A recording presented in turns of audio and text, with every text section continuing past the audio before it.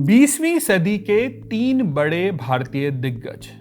इत्तेफाक की बात देखिए कि तीनों की आखिरी तस्वीरें एक ही आदमी ने खींची। इनका नाम था हेनरी कार्टियर ब्रेसन। एक फ्रेंच फोटोग्राफर थे जो 1947 में पहली बार भारत आए। 48 की जनवरी में उन्होंने गांधी से मुलाकात की, तस्वीरें खींची और चंद घंटे बाद ही गांधी की गोली मारकर हत्या कर दी गई। इसके 2 साल बाद ब्रेसन पौंडीचेरी पहुंचे, श्री औरबिंदो के आश्रम में। वहां उन्होंने श्री औरबिंदो की कुछ दुर्लभ तस्वीरें खींची, लेकिन उसी साल श्री औरबिंदो की भी मृत्यु हो गई। इन दोनों के अलावा ब्रेसन ने एक और तस्वीर खींची थी। ये बात है अप्रैल 1950 की। ब्रेसन तमिलनाडु के एक छोटे से कस्बे तिरुवन्नामलई में पहुंचे, जहां एक आदमी अपनी जिंदगी की आखिरी घड़ियां गिन रहा था। उसके बाएं हाथ को कैंसर ने हड्डियों तक खा लिया था। चमड़ी काली पड़ चुकी थी, पसलियां बाहर दिख रही थी, लेकिन उसके चेहरे पर एक ऐसी शांति थी कि डॉक्टर हैरान थे। कोई इतने दर्द में इतना शांत कैसे रह सकता है।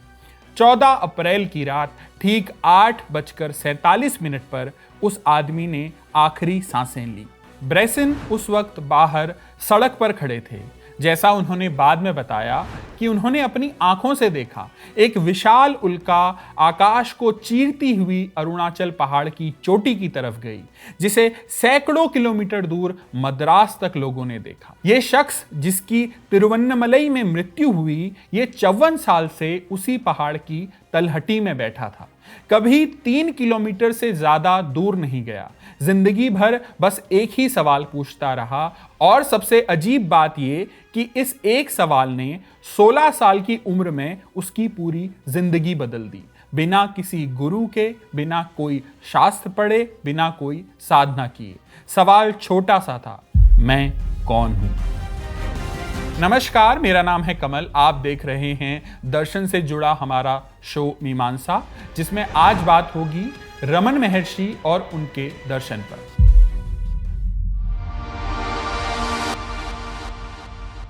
यह कहानी शुरू होती है साल 1879 से। 30 दिसंबर की तारीख। तमिलनाडु का एक छोटा सा गांव तिरुचुली। यहां एक ब्राह्मण परिवार में बच्चे का जन्म हुआ। नाम रखा गया वेंकटरमन। पिता कोर्ट में वकालत करते थे, मां घर में काम करती थी। घर के बिल्कुल बगल में एक शिव मंदिर था। बिल्कुल आम सा बचपन, खेल कूद, पतंग उड़ाना, कागज की नाव बनाना, दोस्तों के साथ मंदिर के हॉल में धमा चौकड़ी। कोई स्पिरिचुअल साइंस नहीं, कोई चमत्कार नहीं, एक बिल्कुल नॉर्मल आम लड़का। जब वेंकटरमन की उम्र करीब 12 साल थी, उनके पिता का देहांत हो गया। वेंकटरमन को मदुरई में अपने चाचा के घर भेज दिया गया। वहां वो स्कूल जाते, क्रिकेट, फुटबॉल जैसे खेल खेलते, रेसलिंग भी करते थे और पढ़ाई में भी ठीक ठाक थे। धर्म कर्म में कोई खास दिलचस्पी नहीं थी, लेकिन फिर एक रोज कुछ ऐसा हुआ जिसने सब कुछ बदल दिया। जुलाई 1896 की बात है। वेंकटरमन 16 साल के थे। एक दिन वो अपने चाचा के घर में ऊपर वाले कमरे में अकेले बैठे थे। अचानक बिना किसी वजह के उन्हें लगा वो मरने वाले हैं। एक जबरदस्त डर, मौत का। अब एक नॉर्मल इंसान इस हालत में क्या करता? शायद घबराता या चिल्लाता, किसी को बुलाता। लेकिन वेंकटरमन ने कुछ और किया। उन्होंने डिसाइड किया कि ठीक है, अगर मौत आ रही है तो चलो देख लेते हैं।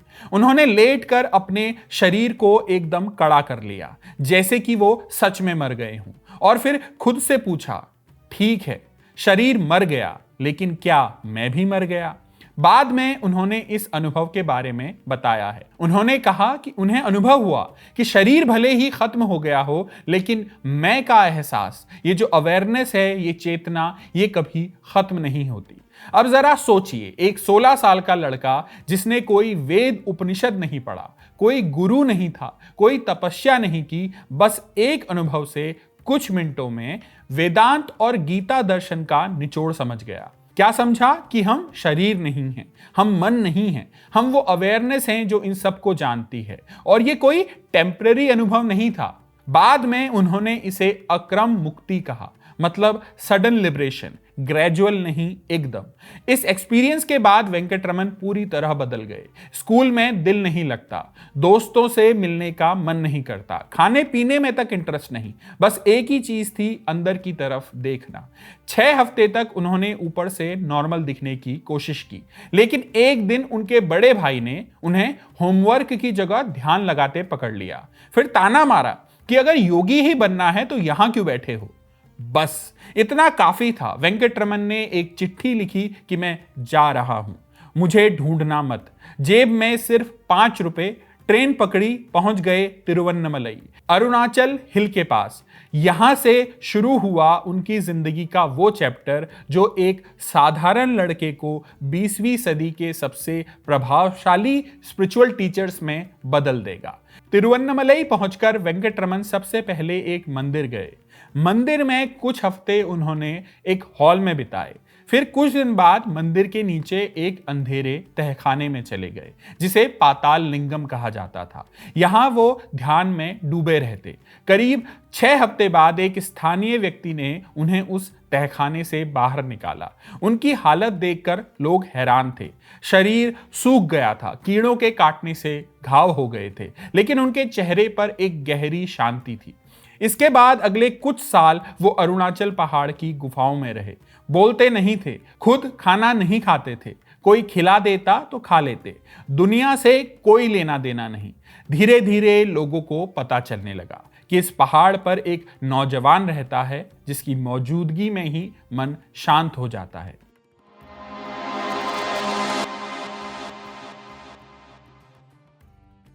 अब यहां एक इंटरेस्टिंग बात, रमन महर्षि ने कभी कोई ऑर्गेनाइजेशन नहीं बनाई, कभी बाहर जाकर लेक्चर नहीं दिया, खुद को गुरु नहीं कहा। वो बस अरुणाचल पहाड़ पर रहते थे। लोग आते थे दुनिया भर से, भारत से, यूरोप से, अमेरिका से। कोई प्रोफेसर आता तो कोई किसान, कोई सन्यासी, कोई बिजनेसमैन, और सबके लिए उनका एक ही सवाल होता, मैं कौन हूं। और यह उनकी टीचिंग का कोर है, आत्मविचार, सेल्फ इंक्वायरी। बस एक सवाल पूछो कि मैं कौन हूं, और इस सवाल को गहराई से एक्सप्लोर करो। अब रमन महर्षि के दर्शन को समझने के लिए इस सवाल का मतलब समझना जरूरी है, लेकिन उसे समझने से पहले एक और सवाल है जिस पर बात ज्यादा जरूरी है या पहले जरूरी है। सवाल ये कि क्यों। दर्शन या अध्यात्म में ये मैं कौन हूं वाले सवाल के बारे में आपने कई बार सुना होगा। रमन कहते थे कि खुद से ये लगातार पूछो, लेकिन इस एपिसोड की तैयारी के वक्त मेरे मन में सवाल उठा, क्यों। देखिए, सवाल अपने आप उठते हैं, मतलब एक ऑब्वियस सवाल उठता है मन में। जैसे जब दुख होता है या दर्द, तो सवाल उठता है कि ये कैसे खत्म होगा, या ये क्यों हो रहा है, या इस प्रॉब्लम का सॉल्यूशन क्या है। जिंदगी में कोई प्रॉब्लम आए तो मैंने आज तक एक बार भी ये नहीं सोचा कि मैं कौन हूं। मैं चाहे कोई भी हूं, मैं हूं या ना हूं, आत्मा हूं, ब्रह्म हूं, जो भी हूं, उससे क्या। मेरी प्रॉब्लम तो ज्यों की त्यों है, तो मैं जबरदस्ती कैसे पूछूं मैं कौन हूं। रमन महर्षि इस सवाल को मंत्र की तरह जपने से मना करते थे, लेकिन पहली नजर में तो ऐसा ही लगता है कि यह सवाल जबरदस्ती पूछा जा रहा है। मुझे दिक्कत से छुटकारा चाहिए, प्रॉब्लम का सॉल्यूशन चाहिए, फिर यह क्या सवाल हुआ कि मैं कौन हूं। देखिए, यह सवाल अगर जबरदस्ती पूछना पड़े तो कोई फायदा नहीं, बस थ्योरी हो जाएगी। प्रैक्टिकल लाइफ में इस सवाल का महत्व समझने के लिए एक बेसिक प्रमाइस से शुरू करते हैं। देखिए, हमारा हर विचार या कहें कि हर स्टेटमेंट एक जगह से शुरू होता है। यह जगह है मैं। इवन अगर आप दुनिया के सबसे परोपकारी व्यक्ति हैं जो कहता है कि मैं दूसरों की मदद कैसे करूं, तो इस सवाल में भी मैं पहले आता है। मेरी जॉब, मेरा बच्चा, मेरा देश, मेरा समाज, अच्छा आदमी, बुरा आदमी, प्रॉफिट या लॉस, इन सब की शुरुआत मैं से होती है। प्रॉब्लम क्या है वो अपने आप में इंपॉर्टेंट नहीं है, बल्कि ज्यादा इंपॉर्टेंट ये है कि मेरी प्रॉब्लम क्या है। दुनिया में 1000 दिक्कतें हैं, लेकिन मेरे लिए दिक्कत वही है जो मेरी है। दूसरे की दिक्कत भी अगर मुझे इंपॉर्टेंट लगती है तो भी अंत में वो इंपॉर्टेंट किसे लगेगी, मुझे। तो हर समस्या, हर सवाल के मूल में मैं है। अब मैं कौन हूं यह सवाल इसलिए जानना जरूरी है क्योंकि अगर मैं का रियल नेचर नहीं पता तो प्रॉब्लम का रियल नेचर नहीं पता चलेगा। देखिए, आप हिंदुस्तानी हैं तो पाकिस्तान का मैच जीतना प्रॉब्लम है, लेकिन अगर आप पाकिस्तानी हैं तो मतलब मैं कौन हूं इससे तय होगा कि मेरी प्रॉब्लम क्या है। मीमांसा के पिछले एपिसोड्स में हमने एक ज़ेन कहानी सुनाई थी, दोबारा रिपीट कर लेते हैं। एक ज़ेन साधु सुबह उठकर परेशान है। सब पूछते हैं क्या हुआ। वो कहता है सपने में मैं तितली था। अब जाहिर सी बात है, सब हंसेंगे कि क्या हुआ अगर सपने में दिख गया। तो ज़ेन साधु कहता है सपने में मैं तितली हो सकता हूं तो क्या पता मैं एक तितली हूं और अभी ज़ेन साधु होने का सपना देख रही हूं। कहानी का मर्म ये कि मेरी प्रॉब्लम इससे तय होती है कि मैं खुद को क्या मानता हूं। इसीलिए ये सवाल अहम है। हर प्रॉब्लम की शुरुआत से पहले इस सवाल का उत्तर जरूरी है कि मैं कौन हूं। मंत्र की तरह रटने के लिए नहीं, जेन्युइनली महसूस करते हुए कि मैं कौन हूं एक ऑब्वियस सवाल है। अब इस सवाल का जवाब और इसका मतलब रमण महर्षि से सुनिए। रमण महर्षि की सबसे शुरुआती टीचिंग्स एक छोटी सी किताब में मिलती है जिसका नाम है नान यार, यानी मैं कौन हूं। इसकी कहानी भी काफी दिलचस्प है। साल 1902 में एक सरकारी अफसर उनसे मिलने आए। फिलॉसफी में ग्रेजुएट थे तो उनसे स्पिरिचुअल सवाल पूछने लगे। उस वक्त रमण महर्षि बोल नहीं रहे थे। ये कोई व्रत नहीं था, बस बोलने की इच्छा नहीं होती थी। तो उन्होंने जवाब जमीन पर रेत में उंगली से लिखकर देने शुरू किए और कभी कभी स्लेट पर। उन अफसर ने ये सवाल जवाब अपनी नोटबुक में उतार लिए और 20 साल बाद 1923 में इन्हें छापा गया। यही बन गई वो किताब जिसे आज दुनिया हु एम आई के नाम से जानती है। अब इस सवाल का मर्म समझते हैं। रमण महर्षि कहते हैं कि हर जीव हमेशा खुश रहना चाहता है। यह यूनिवर्सल है, कोई दुखी रहना नहीं चाहता और हर इंसान सबसे ज्यादा प्यार भी खुद से करता है। यह इसलिए क्योंकि खुशी आपका असली स्वभाव है। यह बाहर से नहीं आती, ये अंदर है। अब हम कह सकते हैं कि भाई ये तो हर मोटिवेशनल स्पीकर कहता है, लेकिन रमण महर्षि यही नहीं रुकते। रमण महर्षि कहते हैं कि गहरी नींद में भी एक सुख था, एक शांति थी और वो शांति तब आई जब मन एक्टिव नहीं था, कोई डिजायर नहीं थी, कोई थॉट नहीं था। तो इसका मतलब ये हुआ कि जब मन शांत होता है तो जो अनुभव होता है वो हमारा नेचुरल स्टेट है। खुशी हमारा स्वभाव है, हमारा अचीवमेंट नहीं। और फिर आगे रमण कहते हैं इस खुशी को परमानेंटली पाने के लिए आपको खुद को जानना जरूरी है और खुद को जानने का सबसे अच्छा तरीका है ये पूछना कि मैं कौन हूं। अब यहां एक मेथड है जो रमण महर्षि सिखाते हैं। इसे वो निगेशन कहते हैं, यानी नेति नेति, ये नहीं ये नहीं। जब हम दर्द क्यों हो रहा है पूछते हैं तो हम ये मान लेते हैं कि मैं तो फिक्स्ड है, मैं तो पता है, बस दर्द का कारण जानना है। लेकिन रमण कहते हैं कि ये मैं जिसे तुम इतना फिक्स्ड और ऑब्वियस मान रहे हो ये एक्चुअली सबसे अनएग्जामिन्ड अजम्पशन है। तुमने कभी सीरियसली पूछा ही नहीं कि ये मैं है क्या। रमण कहते हैं पहले देखो कि तुम क्या नहीं हो। क्या तुम ये शरीर हो? नहीं, क्योंकि शरीर बदलता रहता है। बचपन में अलग था, जवानी में अलग, बुढ़ापे में अलग होगा, लेकिन मैं वही है। बच्चा भी मैं कहता है, बूढ़ा भी मैं कहता है। मैं यानी शरीर नहीं है। तो क्या है? क्या ये इंद्रियां हैं, आंखें, कान, नाक? नहीं, क्योंकि इन्हें हम जानते हैं। क्या फिर तुम मन हो, विचार हो? ये भी नहीं, क्योंकि विचार आते जाते हैं। एक विचार खत्म होता है, दूसरा शुरू होता है, लेकिन ये मैं दोनों विचारों में मौजूद रहता है।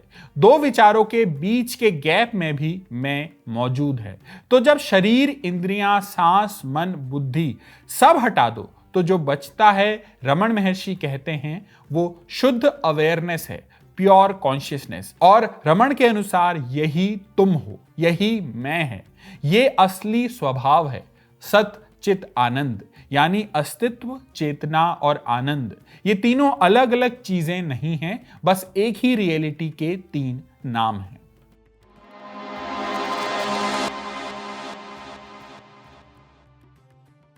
रमण महर्षि मन के स्वभाव पर विशेष जोर देते हैं। वो पूछते हैं मन क्या है। मन सिर्फ विचारों का एक बंडल है और कुछ नहीं। जब विचार चल रहे हैं तो मन है, जब विचार नहीं तो मन भी नहीं।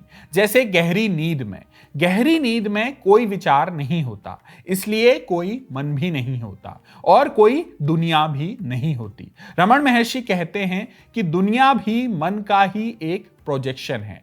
जैसे मकड़ी अपने अंदर से जाला निकालती है और फिर वापस खींच लेती है, वैसे ही मन दुनिया को अपने अंदर से प्रोजेक्ट करता है और फिर वापस समेट लेता है।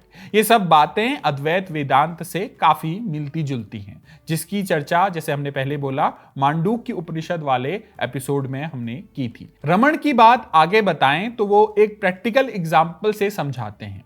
देखिए, सपने में क्या होता है? सपने में एक पूरी दुनिया होती है, लोग होते हैं, जगह होती है, इवेंट्स होते हैं। सपने में आपको एक शरीर भी मिलता है। डर लगता है तो सच में लगता है, खुशी होती है तो सच में होती है। लेकिन जब आप जागते हैं तो पता चलता है कि वो सब कुछ मन ने क्रिएट किया था।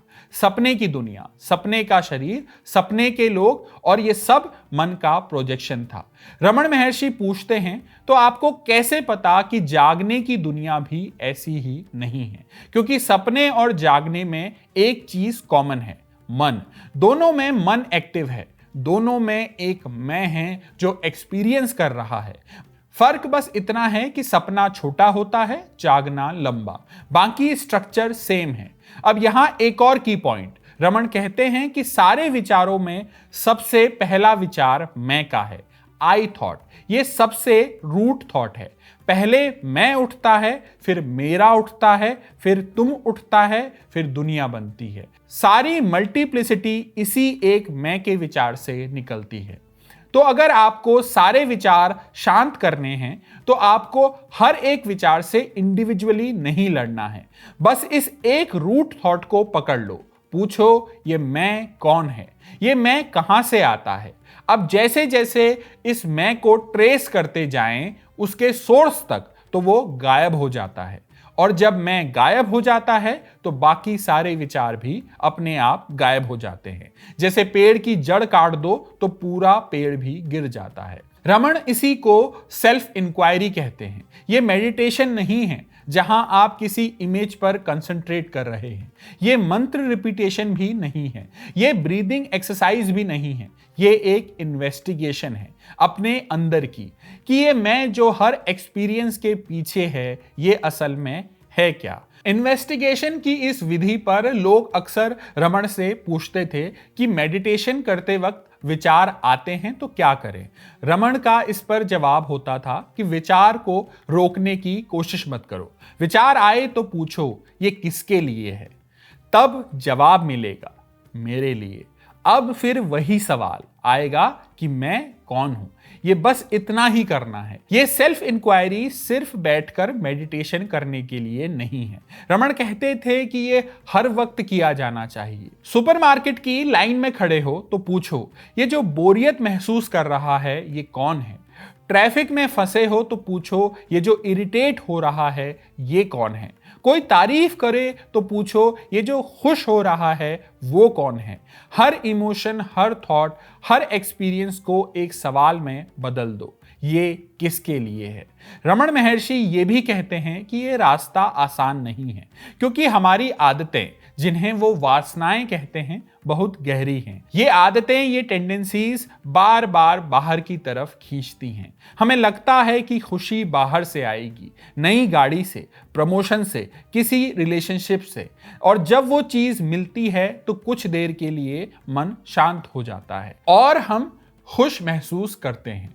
लेकिन ये खुशी भी टेम्पररी होती है, क्योंकि जैसे ही एक इच्छा खत्म होती है नई पैदा हो जाती है। हम फिर बाहर भागते हैं। रमण इसके लिए एक एनालॉजी देते हैं। वो कहते हैं, मान लीजिए एक आदमी धूप में खड़ा है, गर्मी से परेशान होकर पेड़ की छांव में आ जाता है।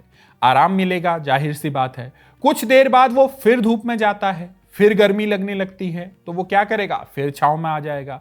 अब ये चक्र चलता रहता है। रमन कहते हैं बुद्धिमान आदमी वो है जो छांव में ही रहे, बार बार धूप में जाना ही क्यों। मतलब जब पता चल गया कि खुशी अंदर से आती है तो बार बार बाहर भागना ही क्यों। ये सुनकर ऐसा लगता है कि रमन कह रहे हैं कि दुनिया छोड़ दो, सन्यासी बन जाओ। लेकिन नहीं, ये बात इंपॉर्टेंट है, उन्होंने कभी किसी को दुनिया छोड़ने के लिए नहीं कहा। एक बार एक स्टूडेंट ने उनसे पूछा कि अपने परिवार को छोड़कर मैं आश्रम में रहना चाहता हूं क्योंकि मेरा परिवार एक माया है। तब रमन ने कहा कि माया बाहर है या अंदर है, असली बंधन बाहर की दुनिया नहीं, अंदर की गलतफहमी है। तुम जहां हो वहीं से इंक्वायरी शुरू करो, अपनी जिम्मेदारियां निभाओ, लेकिन ये जानो कि तुम इन सब से परे हो। और ये बात उन्होंने अपनी जिंदगी से भी दिखाई। उनकी मां जब तिरुवन्नमलई आई तो रमन महर्षि ने उनकी सेवा की, उन्हें स्पिरिचुअल शिक्षा भी दी। जब 1922 में उनकी मां का देहांत हुआ तो रमन महर्षि उनके बगल में बैठे थे। उनकी मां की समाधि के ऊपर ही बाद में आश्रम बना जो आज भी है।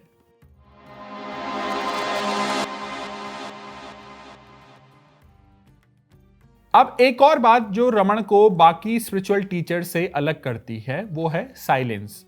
वो बहुत शांत रहना पसंद करते थे, लेकिन साथ ही कई लोगों ने लिखा है कि उनकी प्रेजेंस में उनकी सबसे बड़ी टीचिंग मिलती थी। लोग पास बैठते थे और बिना कुछ कहे ही शांति का अनुभव होता था। एक बार 1930 के दशक में एक मशहूर ब्रिटिश राइटर उनसे मिलने आए।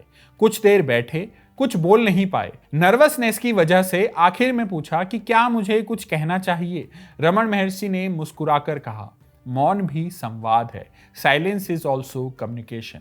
ये सारी टीचिंग्स सुनकर कोई कह सकता है कि यार ये तो थ्योरी है, ये आम जिंदगी में संभव नहीं है, आम व्यक्ति इस तरह से नहीं जी सकता। अब ये सारी टीचिंग्स या ये सारी कहानी सुनकर ऐसा लग सकता है कि ये बड़ी बड़ी बातें हैं, ये थ्योरी में अच्छी लगती हैं, प्रैक्टिकल लाइफ में संभव नहीं है। हालांकि रमन महर्षि ने अपने जीवन में ये सब लागू करके दिखाया। अपनी जिंदगी के आखिरी 2 साल में उन्होंने साबित किया कि ये सिर्फ थ्योरी नहीं है। 1938 के आखिर में उनकी बाईं बाह में एक गांठ दिखी।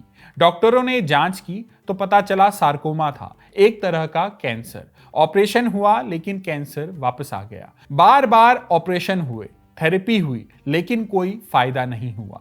अब जो इंसान पूरी जिंदगी कहता रहा कि तुम शरीर नहीं हो, ये उसके लिए उसकी टीचिंग को जी कर दिखाने का सबसे बड़ा मौका था। रमन महर्षि ने वही किया।